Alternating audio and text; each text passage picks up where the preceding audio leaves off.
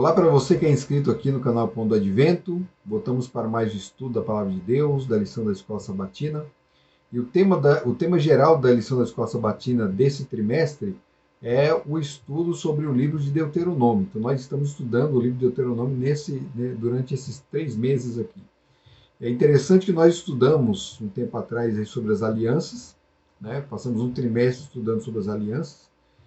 E agora estamos estudando Deuteronômio, que fala sobre as alianças. E no próximo trimestre, né, de janeiro a março do ano que vem, nós vamos estudar sobre o livro de Hebreus, que também trata sobre aliança. Nós vamos entender melhor o papel da aliança nos nossos dias. Então vamos bater aqui na mesma tecla, né, para que você entenda. A aliança que Deus fez com Moisés, com Abraão, com Isaac, com Jacó, com Noé, com Adão, com Davi, é a mesma aliança que ele faz conosco hoje. Então, a aliança de Deus, a aliança eterna, ela nos alcança hoje. Nós temos que entender a aliança. Para entendermos a aliança, temos que ler. Para entendermos a aliança, temos que estudar o livro da aliança. O livro de Deuteronômio é o livro da aliança. Para podermos compreender a aliança nos dias do Novo Testamento, nós temos que entender profundamente a aliança no Antigo Testamento, tá certo? Né? Para que fique bem claro que, na verdade, quando a gente fala Antigo Testamento e Novo Testamento, isso é usado, né, é entendido hoje como para fins didáticos, porque, na verdade, é uma coisa só. A Bíblia toda é um livro só, é um conjunto de livros só. Essa divisão, na verdade, ela é artificial.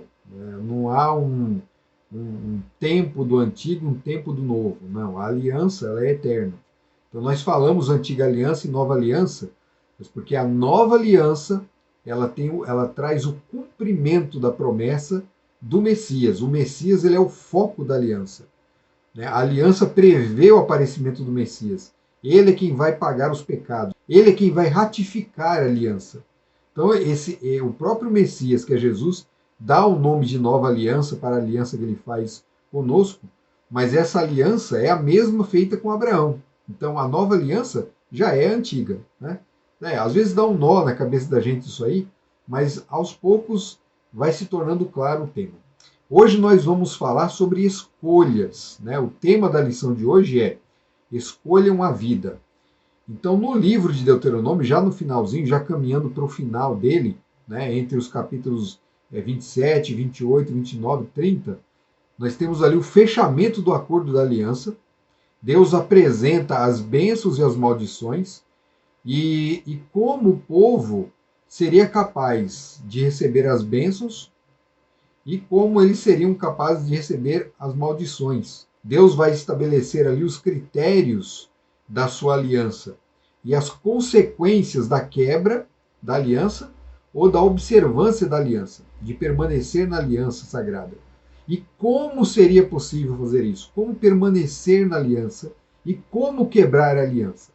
Então nós vamos falar hoje brevemente sobre isso aí. Mas antes disso, primeiro, antes de nós entendermos como isso acontece, vamos ler, né, vamos entender o que são as bênçãos e o que são as maldições. Né, elas se encontram ali no capítulo 28 de Deuteronômio. Seria muito importante que você lesse todo o capítulo, meditasse em cada ponto. Né, não se assuste com o que você vai encontrar ali. Na verdade, entenda que aquilo ali é um texto de esperança. Né? Muita gente se assusta com as maldições. Mas prestem atenção, leiam o texto corretamente. Aquilo ali é um texto de esperança. Né? Foque nas promessas e de permanecer fiel à aliança. As maldições vêm para os que quebram. E eu sei que você não quer quebrar, assim como eu não quero. Infelizmente, nós quebramos continuamente, porque nós somos pecadores. A nossa natureza já é uma quebra natural da aliança. Por isso que na aliança nós temos a garantia do perdão na cruz do Calvário. A cruz do Calvário, a ratificação da aliança, é o que nos traz esperança. Porque nós, sendo pecadores imperfeitos, jamais poderemos cumprir perfeitamente a aliança, os critérios da aliança. Por isso que o sangue de Cristo nos redime. E Cristo, com o seu poder, nos faz permanecer dentro do seu pacto, dentro da aliança, ainda que sejamos imperfeitos. Porém, caminhando para a perfeição. Não a perfeição que vai ser encontrada aqui, nesta vida, mas quando Jesus voltar no reino dos céus, quando nós passaremos pela última fase da salvação, que é a glorificação. Certo? Então vamos lá. Bênçãos e maldições. Vamos ler o primeiro texto. Se vocês obedecerem fielmente ao Senhor, o seu Deus, e seguirem cuidadosamente todos os seus mandamentos que hoje lhes dou, o Senhor, o seu Deus, os colocará muito acima de todas as nações da terra. Todas essas bênçãos virão sobre vocês e os acompanharão, se vocês obedecerem ao Senhor, ao seu Deus. Vocês serão abençoados na cidade e serão abençoados no campo. Deuteronômio 28, de 1 a 3. Então aqui nós já temos alguns critérios já. Se vocês obedecerem fielmente ao Senhor e seguirem cuidadosamente todos os seus mandamentos que hoje lhes dou, os mandamentos têm que ser seguidos, a obediência aqui envolve a obediência aos mandamentos. Então o Senhor os colocará muito acima de todas as nações da terra. Então essa era uma promessa para o povo de Israel. Eles seriam colocados muito acima de todas as nações da terra. Aí talvez você pense, mas o que eu tenho a ver com isso? Porque eu não sou do povo de Israel. E eu falo para você, quem disse que você não é? Porque todo aquele que aceita Jesus é filho de Abraão, né? É filho de Isaac, é filho de Jacó, é um israelita. Nós somos israelitas espirituais. Nós aceitamos o Messias, né? O israelita de fato. Então nós somos israelitas sim, espiritualmente. E se nós obedecermos, Deus nos fará nação acima de todas as outras nações, povo acima de todos os outros povos. Então essas já são as bênçãos preliminares aqui que aparecem na lista de bênçãos. Então nós vamos fazer um resumo dessas bênçãos. O texto de Deuteronômio 28 diz que o ventre do israelita obediente será abençoado, da israelita, né? Ou seja, elas terão muitos filhos, seria uma bênção muito grande. Então, isso aqui é uma bênção pronunciada sobre as famílias, sobre a prosperidade das famílias. Seus rebanhos seriam abençoados, sua cesta e amassadeira abençoados. Então, todo o seu ganho, seu sustento seria garantido. Seus inimigos seriam derrotados. Então, Deus promete proteção absoluta ao povo de Deus. Os inimigos do povo de Deus seriam derrotados. Todo trabalho seria próspero. Então, tudo aquilo que o povo de Israel colocasse a mão para fazer, prosperaria, ia adiante, né? Haveria êxito, eles encontrariam êxito. Emprestariam e não tomariam emprestado, ou seja, eles não dependeriam de ninguém, mas eles seriam uma bênção para os outros. Quando falam que eles emprestariam, significa que eles seriam uma bênção para os outros. Então, eles não tomariam emprestado, eles não dependeriam de ninguém, porque todas as bênçãos viriam de Deus sobre eles, e eles distribuiriam essas bênçãos aos outros. Estariam sempre por cima e nunca por baixo, ou seja, sempre seria um povo de destaque. Chamariam a atenção. O brilho do povo de Israel contagiaria as outras nações. A sabedoria do povo de Deus, que era a obediência aos mandamentos de Deus, ali onde estava a sabedoria deles não estava em ter a lei de Deus, mas em obedecer a lei de Deus. E eles seriam herdeiros da terra para sempre. Eles habitariam em Canaã para sempre. Ninguém os tiraria dali. Na verdade, eles iam expulsar os que habitavam ali, se eles não fizessem aliança com eles, né? Se não houvesse uma comunhão, um acordo de paz ali entre eles, então eles seriam expulsos. E o povo de Deus habitaria na terra que ele havia prometido. Tá certo? Então essas eram as bênçãos. Agora vamos ver as maldições. Para um resumo, Deuteronômio 28 ele dá uma lista muito maior de maldições, ele enfoca muito mais as maldições do que as bênçãos. Não porque as maldições são mais importantes, mas porque Deus queria deixar bem claro para o povo o que eles perderiam se eles rejeitassem a aliança. Eles perderiam tudo, tudo. Então, lá em Jeremias 15, 2, nós temos um resumo de tudo isso. Olha só que interessante esse texto. Quando te perguntarem para onde iremos, dir-lhes-ás, assim diz o Senhor, o que é para a morte, para a morte, o que é para a espada, o que é para a fome, o que é para o cativeiro, para o cativeiro. Jeremias 15, 2. Aqui nessa passagem de Jeremias resume as maldições da aliança. Então nós temos um texto mais completo lá em 28, que você vai ler, e eu coloquei aqui esse texto de Jeremias que ele resume. E eu coloquei o texto de Jeremias aqui também para que você entenda como era válido ainda o pacto já nos dias de Jeremias, porque Jeremias vai falar de nova aliança, mas as prerrogativas dessa nova são a mesma da antiga aliança. Por quê? A antiga e a nova são ambas a mesma aliança. Né? O novo ali é um novo enfoque apenas. Então, o que é dito para os que quebram a aliança? Primeiro vem a morte, ou seja, a peste, a doença. A doença traria morte, né? As pestilências trariam morte. O povo protegido ali, o povo que andou no deserto, não sofreu nenhum dano, a não ser aqueles que transgrediram, não sofreram nenhum dano. Eles sofreriam agora o dano da peste. Eles sofreriam pela espada, viria também a espada contra eles. E tudo isso é morte, porque a peste traz a morte, a espada traz a morte, a guerra, o sofrimento. Né? A fome, a falta de mantimento, traz a morte, destruição. E o cativeiro também traz a morte e a humilhação. Porque o povo foi levado para ali por Deus de forma tão grandiosa, e agora eles ali perdiam tudo, iam ser cativos de novo para um povo inimigo, um povo incircunciso, um povo que não adorava Deus, iam ter que servir a eles, iam ter que trabalhar para eles, sofreriam na mão deles, né, essa humilhação toda, e morreriam na mão deles também. Morreriam na mão deles, assim como aconteceu na época do Egito. Eles morreriam nas mãos do inimigo. E olha que tudo isso aconteceu nos dias de Jeremias. Jeremias já estava alertando o povo, porque o povo estava quebrando a aliança.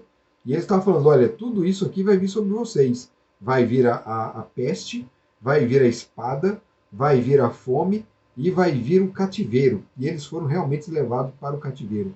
E quando você lê lá Deuteronômio 28, você vai ver que ali o texto é até profético, porque ele já prevê um cativeiro. E fala ainda de um cativeiro bem futuro, fala de um povo, de uma língua que eles não entenderiam. Porque o povo babilônico, eles tinham uma língua semítica muito aproximada do povo judeu. Mas haveria um outro cativeiro, né, pelos quais passariam por um povo de uma língua que eles desconheciam. Na verdade, o texto já estava falando dos romanos, lá nos dias de Jesus. Jesus ele vem justamente na época desses reis de uma língua que eles não conheciam. Olha como o texto é perfeito. O texto é perfeito. Isso é para você entender o impacto do que é aliança, o que significa aliança.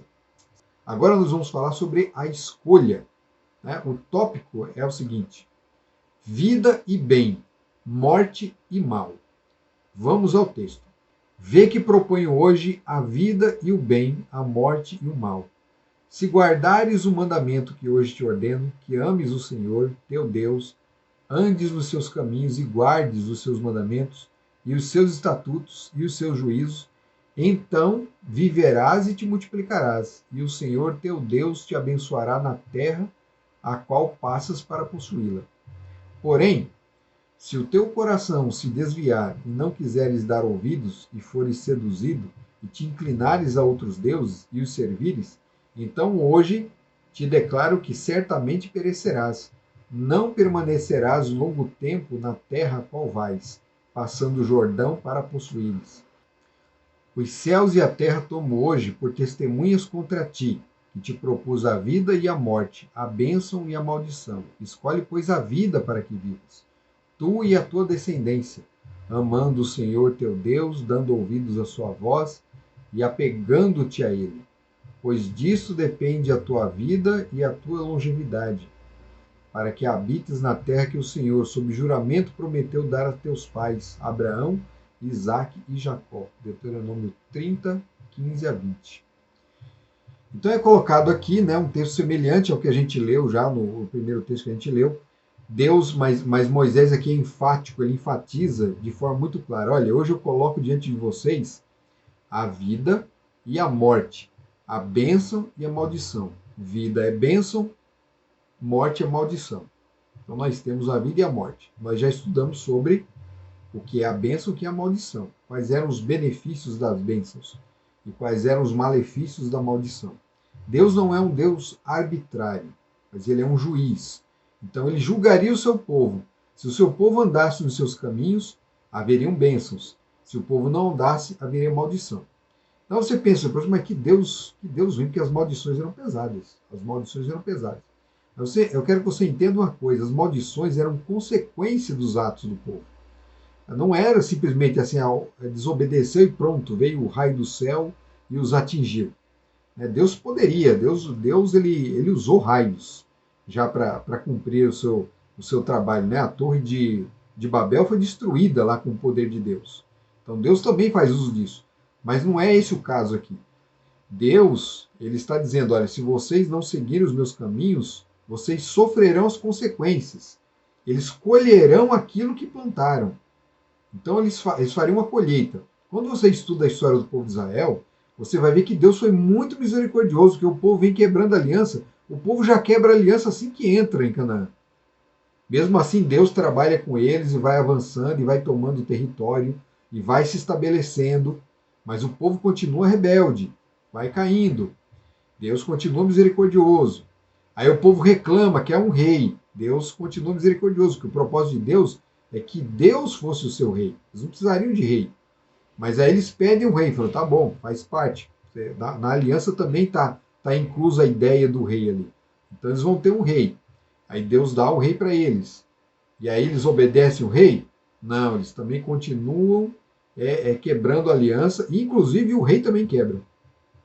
O próprio rei quebra. Mas a misericórdia de Deus é tão grande, tanto para com o povo quanto para com o rei. E Deus vai trabalhando. Aí, de repente, a nação se desfacela. Se divide. O povo que era para ser um vira dois. Isso não era o propósito de Deus. Deus continua misericordioso, continua perseverando agora com um povo no norte e um povo no sul. Olha a paciência de Deus. Para quem acha que Deus é um tirano que sai por aí destruindo todo mundo, não. Deus ele vai deixando o povo plantar e vai trabalhando com eles para tentar resgatá-los, para quando houver ainda tempo para eles voltarem. Mas não, o povo continua. Aí a nação do norte vai caindo e caindo e caindo, e Deus manda profetas e apela e nada. E vão quebrando e quebrando a aliança, até que chega uma hora que não tem. Né? E quando você estuda a história, você vê que sobre a nação do norte vem a peste, vem a espada, vem a fome e vem o cativeiro. E a nação do norte desaparece. E aí a nação do sul, Judá, vem a peste, porque eles desobedecem, vem a espada, né? Vem a guerra, eles enfrentam muitos inimigos, vem a fome, eles passam por fome, inclusive, no caso do Reino do Norte, tem até aquele episódio dos 3 anos de fome, lembram, né? 3 anos de fome na época de Elias. E veio a fome também para o povo de Judá, e aí veio o cativeiro, finalmente, é o que vem no fim, é o cativeiro. E eles são levados para a Babilônia. Mas Deus fala que se lá no cativeiro eles louvassem a Deus, eles convertessem os corações e clamassem, Deus os traria de novo para a aliança, Deus os traria de novo para a sua terra. Deus prometeu isso. Isso é para a gente ter uma noção de como Deus é fiel à aliança e como Deus é misericordioso. Né? Mas alguns ficam focando errado e transformam Deus num tirano. Deus não é um tirano. Deus é um Deus muito paciente e muito amoroso. Então, o livro aqui de Deuteronômio é um livro de amor. Embora o enfoque, né, ele dá um enfoque muito grande nas maldições, mas é para que o povo fique alerta, porque ele não quer de jeito nenhum que o povo sofra aquilo ali. Porque serão as consequências dos seus atos. E aí Deus declara aqui no livro de Deuteronômio, nessa passagem que nós acabamos de ler, como eles seriam capazes de cumprir a aliança. E é muito simples. É muito simples. E isso, na verdade, é o segredo, é a chave em toda a história do povo de Deus. Né? Desde o Éden até os últimos dias, até o último habitante desse planeta antes da volta na época da volta de Jesus. O segredo é muito simples. Vamos ver o texto aqui, o início de novo. Ó. Vê que propõe hoje a vida e o bem, a morte e o mal, se guardares o mandamento que hoje te ordeno, que ames o Senhor teu Deus, andes nos seus caminhos e guarde os seus mandamentos. Olha só qual é o segredo. Que ames o Senhor teu Deus. Lembra do Shema? Ouve Israel, o Senhor nosso Deus é o único Senhor. Por isso amarás o Senhor teu Deus de todo o teu coração. Nós devemos amar a Deus. Aqui está o segredo, o amor a Deus.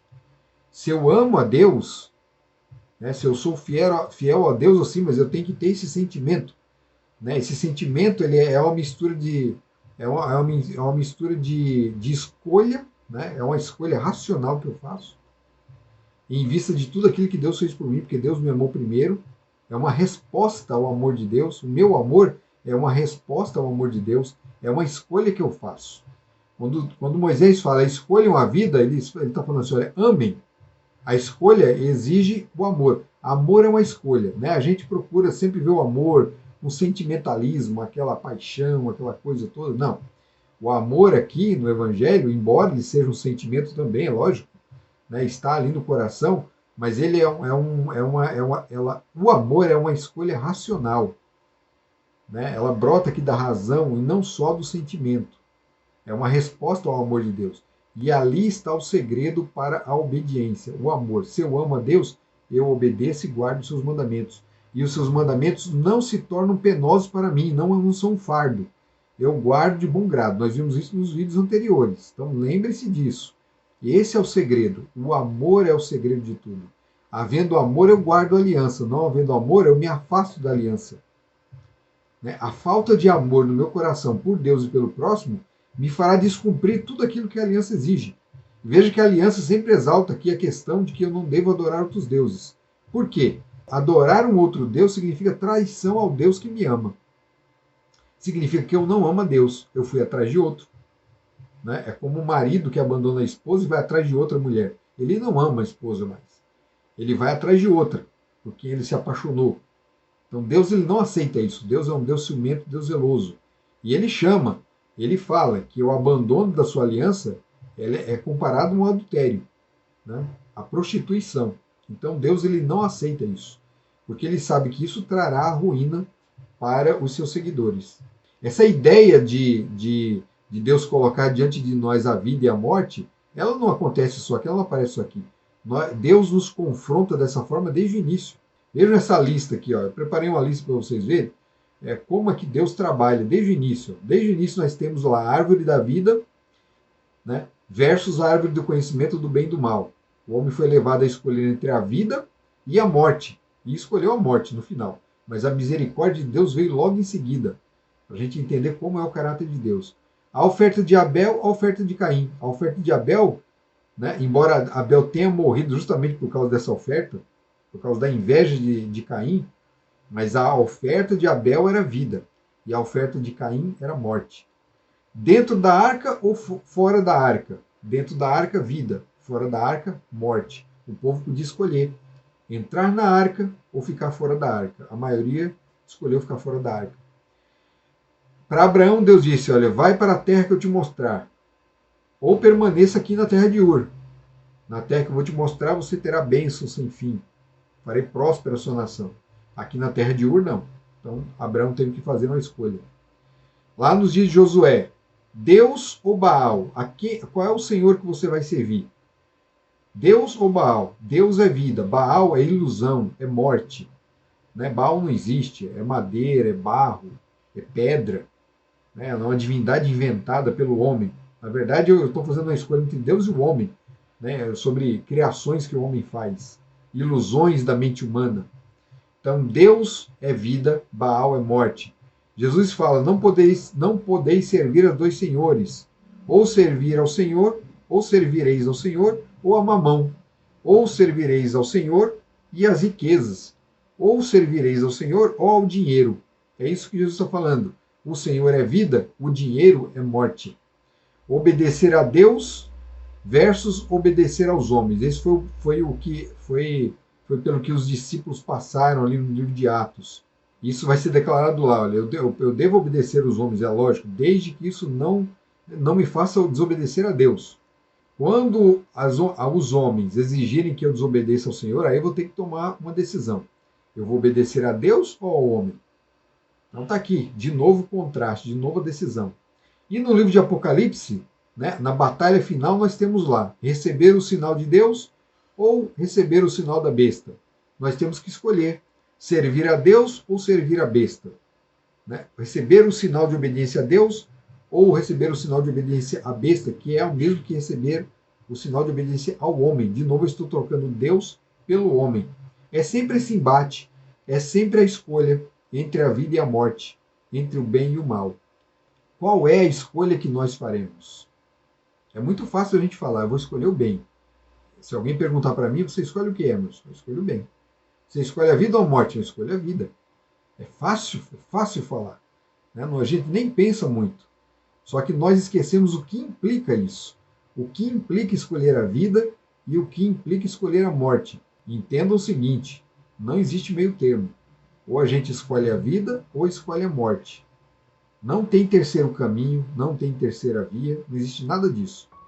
Ou nós vamos pelo caminho que Deus aponta, ou nós vamos pelo caminho que nós queremos seguir, que aparece diante de nós de várias formas, né? Às vezes ele aparece de uma forma muito parecida com o caminho da vida, mas não é o caminho da vida. Né? O sábio Salomão ele fala assim, há caminhos para o homem que parecem caminhos de vida, mas no final são caminhos de morte.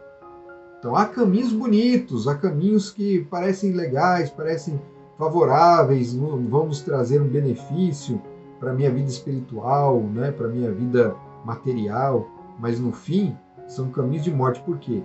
Porque eles vão na direção contrária ao que a palavra de Deus aponta. Então você quer saber qual é o caminho da vida?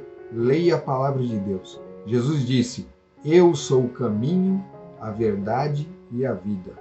Ninguém vem ao Pai senão por mim. Jesus é a vida, Jesus é o caminho. Ao escolher Jesus como seu Salvador pessoal, nós estamos escolhendo a vida, nós estamos escolhendo as bênçãos. Ao rejeitar o Salvador, ao rejeitar Jesus e toda a sua verdade, não basta falar que ama Jesus. Lembre-se que Jesus é o Mestre, nós devemos segui-lo, andar pelo seu caminho, ele é o caminho, nós devemos andar com ele. E isso implica em mudança de vida. Não adianta dizer que ama Jesus, que anda com Jesus e a vida continua a mesma coisa, na prática das mesmas coisas, gostando das mesmas coisas, daquilo que desagrada a Deus. Não adianta. Se eu ando no caminho de Deus, se eu ando realmente ao lado de Jesus, eu vou gostar das coisas que Jesus gosta, eu vou amar as coisas que Jesus ama e eu vou fazer aquilo que Jesus faz. Então, escolher o caminho da vida significa ser igual a Jesus, ser igual a Cristo. Seguir o caminho da vida significa vida eterna. Se afastar de Jesus significa seguir o caminho contrário, significa se afastar para as trevas, significa morte. Que Deus abençoe você e a mim também, para que possamos andar no caminho da vida, para que possamos permanecer dentro da aliança de Jesus. E que nós possamos levar essa mesma luz, o conhecimento dessa aliança para outros. Até o próximo vídeo. Tchau.